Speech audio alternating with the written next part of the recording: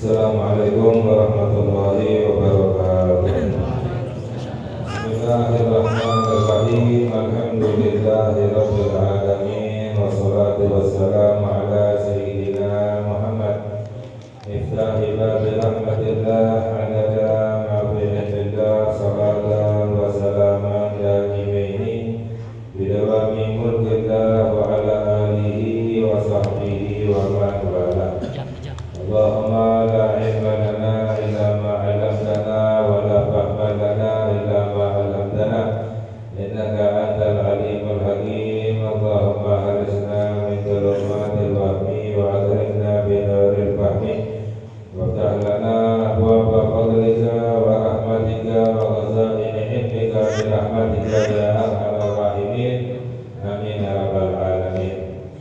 Alhamdulillah, segala puji milik Allah. Kita bersyukur kepada Allah Subhanahu wa Ta'ala atas limpahan nikmat rahmat yang Allah berikan kepada kita, khususnya adalah kita dikumpulkan di dalam perkumpulan yang dapat meningkatkan iman kita kepada Allah, perkumpulan yang dapat menguatkan iman kita kepada Allah Subhanahu wa Ta'ala, perkumpulan yang mendatangkan rahmatnya Allah, mendatangkan ampunannya Allah Subhanahu wa Ta'ala. Semoga kita mendapatkan rahmatnya Allah, semoga dosa-dosa kita diampuni oleh Allah, hajat-hajat kita dikabulkan oleh Allah. Amin ya rabbal alamin. Alhamdulillah, kita melanjutkan kajian kita dalam musannaf radhiyallahu ta'ala anhu, yaitu sampai kepada pembahasan wa makna asyhadu an la ilaha illallah.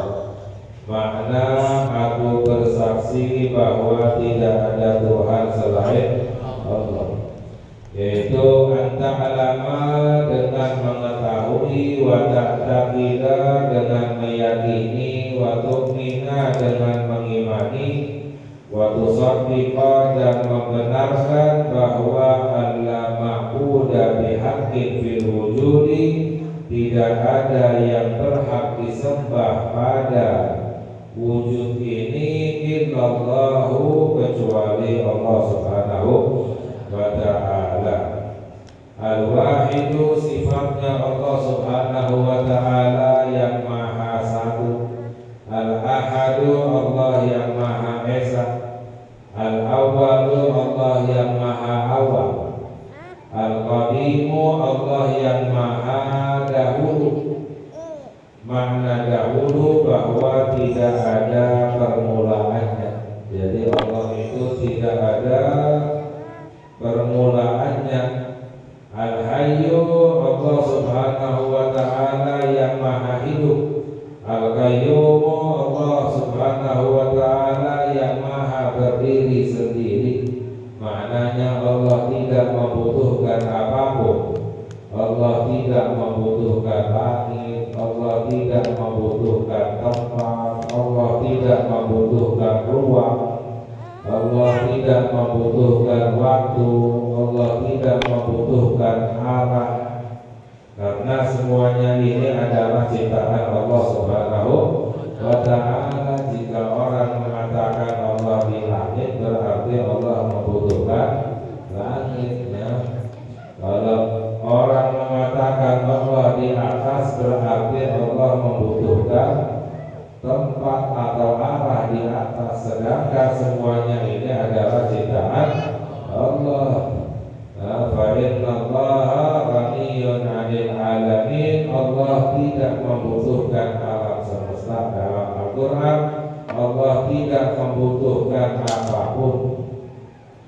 Justru segala sesuatu yang membutuhkan kepada Allah Subhanahu wa Ta'ala. Jadi kalau seandainya ditanya Allah di mana, ya, Allah misalnya, ya, ada orang yang mengatakan Allah di langit atau Allah di atas, ya, kita tanya kembali bahwa langit ciptaan Allah bukan?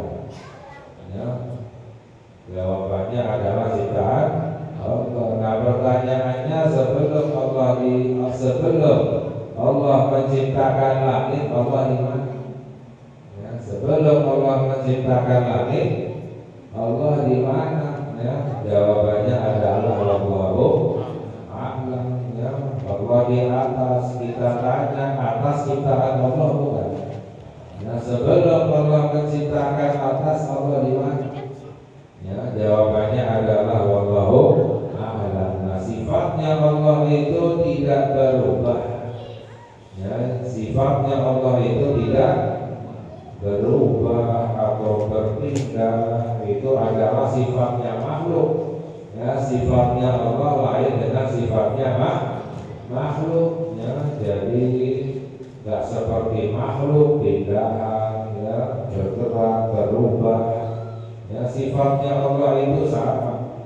Jadi jawabannya adalah Allah di mana? Wallahu a'lam. Ya, sama seperti halnya Allah sebelum menciptakan langit, keadaannya Allah sama seperti setelah menciptakan langit, tidak berubah. Wallahu a'lam. Ya, itu namanya adalah zatnya Allah. Zatnya Allah tidak bisa dicapai dengan akal pikiran kita. Yang harus kita kaji, yang harus kita ketahui adalah sifatnya Allah Subhanahu wa ta'ala. Al-Qayyum, Allah Maha berdiri sendiri, tidak membutuhkan apapun. Al-Baqi, Allah yang Maha kekal. Ad-Daim, Allah yang Maha selama-lamanya. Maknanya tidak ada akhirnya. Ar-Razik, Allah yang Maha memberi rezeki. Ya, adapun makhluk itu tidak kekal. Ya, jadi kullu nafsin dha'iqatul maut, semua ya, nyawa itu pasti akan meninggal. Ya, semua jiwa itu akan meninggal. Ya, kullu man 'alaiha fa'an wa yabqa wajhu rabbika dzul jalali wal ikram. Ya, segala sesuatu akan fana, akan hilang, akan sirna, dan yang kekal adalah zatnya Allah Subhanahu wa ta'ala. Jadi semua makhluk itu akan mati. Namun nanti di hari akhirat, ya, semua makhluk akan dibangkitkan oleh Allah. Lalu selain manusia dan jin itu akan dimusnahkan oleh Allah, diratakan dengan tanah. Manusia dan jin itu dikekalkan oleh Allah Subhanahu wa ta'ala. Jadi nanti di hari akhirat itu kekalnya manusia dan jin dikekalkan oleh Allah. Adapun sifatnya Allah Subhanahu wa ta'ala Maha kekal. Maknanya tidak ada yang mengekalkan Allah Subhanahu wa ta'ala, ya, tapi makhluk manusia dan jin itu dikekalkan oleh Allah. Ya, ahli surga kekal di dalam surga selama-lamanya, ahli neraka kekal di dalam neraka selama-lamanya. Semoga Allah jadikan kita ahli surga. Amin ya rabbal alamin. Karena diriwayatkan ketika ahli surga masuk ke dalam surga, ahli neraka masuk ke dalam neraka, Allah perintahkan malaikat untuk membawa kematian. Ya, diberi rupanya seperti rupa kambing. Jadi kematian itu rupanya nanti di hari akhirat seperti rupa kambing. Lalu Allah perintahkan malaikat tersebut meletakkan kematian kambing tersebut antara surga dan neraka. Jadi semua penduduk surga bisa melihat dan semua penduduk neraka bisa melihat itu kematian. Lalu Allah perintahkan malaikat tersebut untuk menyembelih kambing tersebut. Ya, jadi maknanya kematian dimatikan, ya, disembelih. Ya, jadi tidak ada kematian lagi. Ketika ahli surga melihat bertambah senang, bertambah bahagia, gembira. Mengapa? Karena akan kekal selama-lamanya di dalam surga. Ya, dahulu Nabi Adam alaihissalam makan buah khuldi, Mengapa? Karena khawatir akan meninggal, khawatir akan meninggalkan surga, sehingga iblis merayu kepada Nabi Adam, ya, hal adulluka ala syajaratil khuldi wa mulkin la yabla. Ya, iblis berkata kepada Nabi Adam, Allah ceritakan dalam Al-Quran, aku tunjukkan kepadamu wahai Adam pohon yang khuldi, jika kamu memakan buahnya kamu akan kekal di dalam surga. Wa mungkin layaklah kamu akan selalu mendapatkan kerajaan surga yang tidak akan berakhir, ya, tidak akan habis, ya. Jadi tergiur Nabi Adam di situ, makan buah ini itu akan kekal berada di dalam surga, ya, nggak akan mati, ya. Sehingga lalu iblis, ya, bersumpah, ya, demi Allah saya ini jujur, saya benar. Ya, Nabi Adam gak ngira ada yang berani sumpah tapi bohong. Ya, jadi Nabi Adam masih polos, ya. Ini iblis sumpah berarti ini pasti benar, sehingga Nabi Adam lupa dengan larangannya Allah Subhanahu wa Ta'ala. Jadi sebenarnya Nabi Adam makan buah khuldi bukan dosa, lupa dengan larangannya Allah Subhanahu wa Ta'ala. Nah ini akhirnya makan buah khuldi diusir oleh Allah dari surga. Namun nanti di hari akhirat ketika ahli surga dimasukkan ke dalam surga, melihat kematian disembelih, tidak akan ada mati lagi. Ya, bertambah bahagia ahli surga karena akan kekal selama-lamanya di dalam surga. Ahli neraka ketika melihat kematian dimatikan, disembelih, maka akan bertambah sedih, ya, bertambah sengsara. Ya, mengapa? Karena akan kekal selama-lamanya di dalam api neraka. Nauzubillah min dzalik.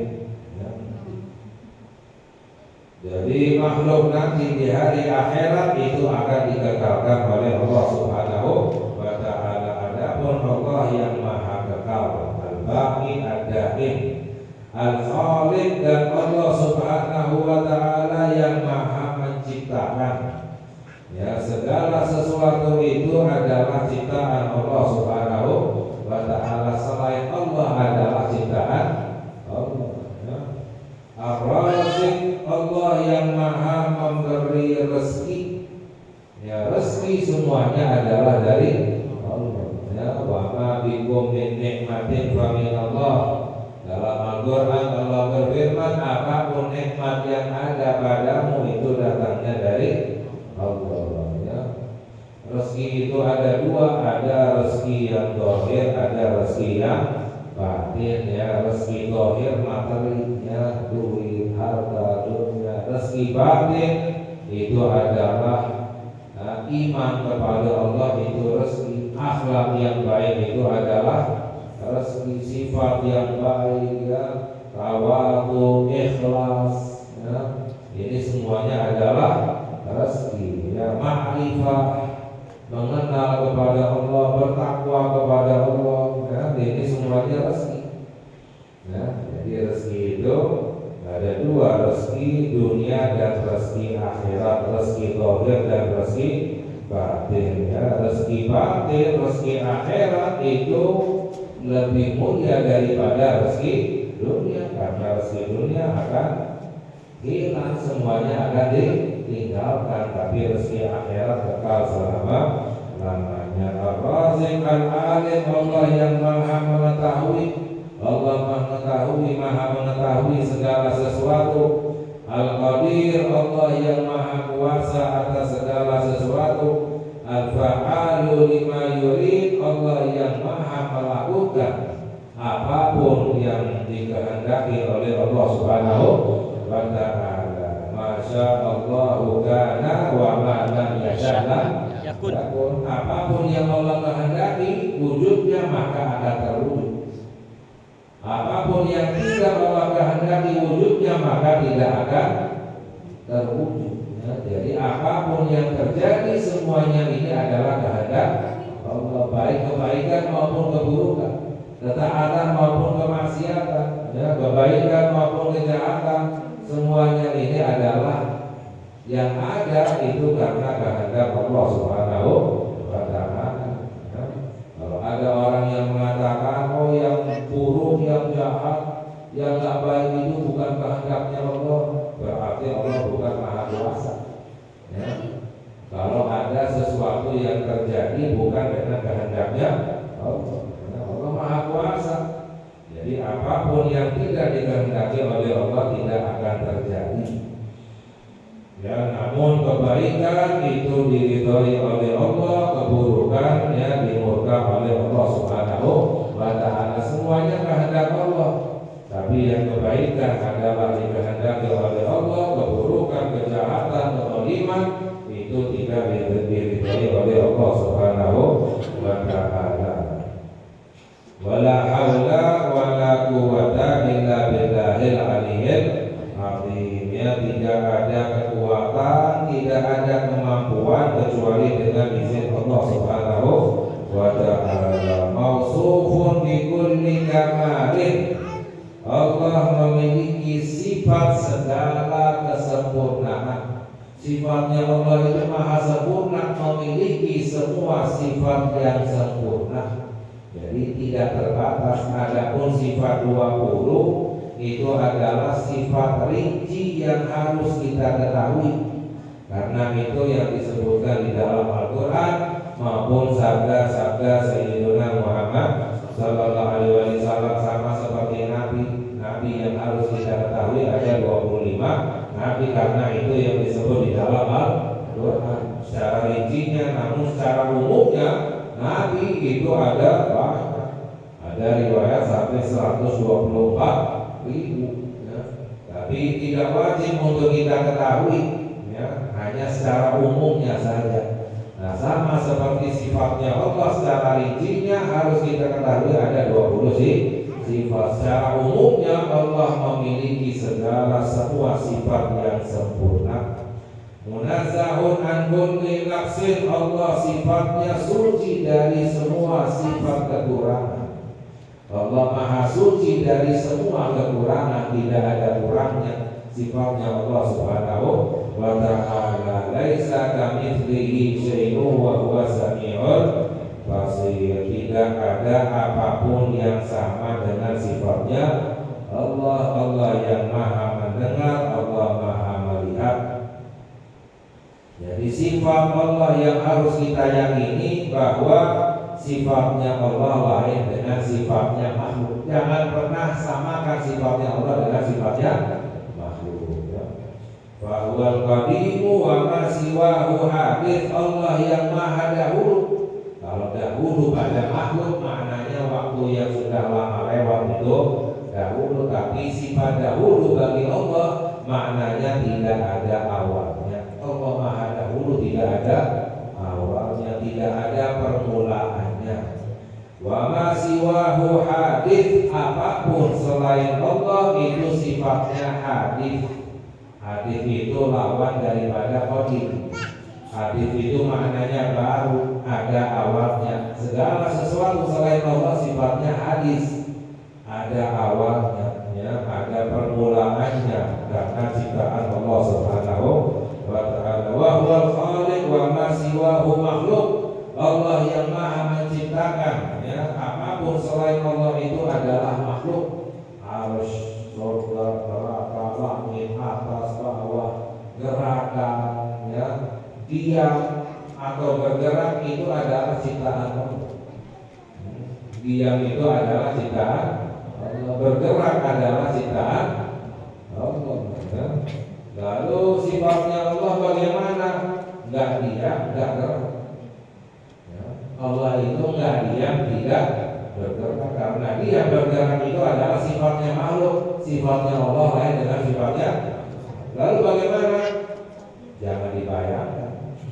Enggak bisa dicapai oleh akal pikiran kita. Allah enggak gerak, enggak diam. Lalu bagaimana? Wallahu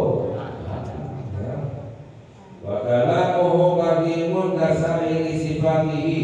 kalamnya Allah, berbicaranya Allah, sifatnya qadim, tidak ada awalnya, sama seperti sifat-sifat yang lain. Sifat-sifat Allah yang lain sifatnya qadim, tidak ada awalnya. Maknanya Al-Quran firman Allah yang sebenarnya sifatnya qadim, tidak ada awal, bukan makhluk. Ya, sama seperti sifat Allah yang lain. Adapun yang kita baca, yang kita tulis, yang ada di dalam mushaf itu makhluk. Ya, yang ditulis, yang dibaca itu makhluk. Tapi sebenarnya firman Allah yang sebenarnya bukan makhluk, tidak ada awalnya. Jadi bentuknya lain. Firman Allah yang sebenarnya bentuknya lain dengan Al-Quran yang kita baca. Bentuknya lain. Ya, jadi jangan dibayangkan Allah berfirman berbicara dengan bahasa Arab. Allahu ahad, Allahus samad. Ya, ini makhluk. Ya, ini bahasa makhluk. Berbicaranya Allah tidak membutuhkan suara, tidak membutuhkan huruf. Bagaimana? Wallahu. Ya, jadi bentuknya lain tapi maknanya sama. Bentuknya lain firman Allah yang sebenarnya dengan Al-Quran, tapi maknanya sama. Ya, makanya kita nggak boleh mengatakan Al-Quran itu makhluk. Ya, karena sebenarnya Al-Quran itu bukan makhluk. Walaupun yang kita baca yang ada di hadapan kita itu makhluk, tapi sebenarnya bukan makhluk. Lain dengan firman Allah yang sebenarnya bentuknya tapi maknanya sama. Contohnya misalnya, ya, contohnya untuk sebagai pemahaman, ketika ada orang yang berkata berhenti, ya, berhenti bentuknya bagaimana? Ada suaranya, ada hurufnya, ya kan? Suara, ada hurufnya, berhenti, B, E, R, ya. Maknanya apa berhenti? Ya jangan gerak. Ya, bentuknya ada suaranya, ada hurufnya, maknanya jangan bergerak, jangan berjalan. Nah, lalu ketika di lampu lalu lintas warnanya merah, ya warnanya merah, nggak ada bentuknya lain dengan ketika orang berkata berhenti, bentuknya kan lain. Ya, kalau ini hanya warna saja, kalau ini ada suara, ada huruf, ya, tapi maknanya sama. Ya, lampu merah maknanya apa? Ya berarti, ya, nggak sama. Firman Allah yang sebenarnya bentuknya bagaimana? Wallahu a'lam, tapi maknanya sama dengan Al-Quran yang kita baca, yang disampaikan oleh Nabi kita Nabi Muhammad SAW. Li'annahu subhanahu mubayyinun li jami'il makhlukat, karena sifatnya Allah lain dengan semua makhluk, baik itu fitrah pada zatnya, wasifat pada sifatnya, wal af'al di dalam perbuatan. Ya, perbuatan kita ini adalah ciptaan Allah Subhanahu wa ta'ala. Allah berfirman, wallahu khalaqakum wa ma ta'malun. Allah yang menciptakan kamu dan Allah menciptakan apa yang kamu lakukan. Apa yang kita lakukan adalah ciptaan Allah. Ya. Subhanahu wa ta'ala amma yaquluna zalimuna 'uluwan kabira. Allah maha suci, maha tinggi terhadap apa yang diucapkan oleh orang-orang yang zalim. Siapa orang-orang yang zalim? Yang menyebutkan Allah Subhanahu wa ta'ala, yang menyamakan Allah dengan makhluknya.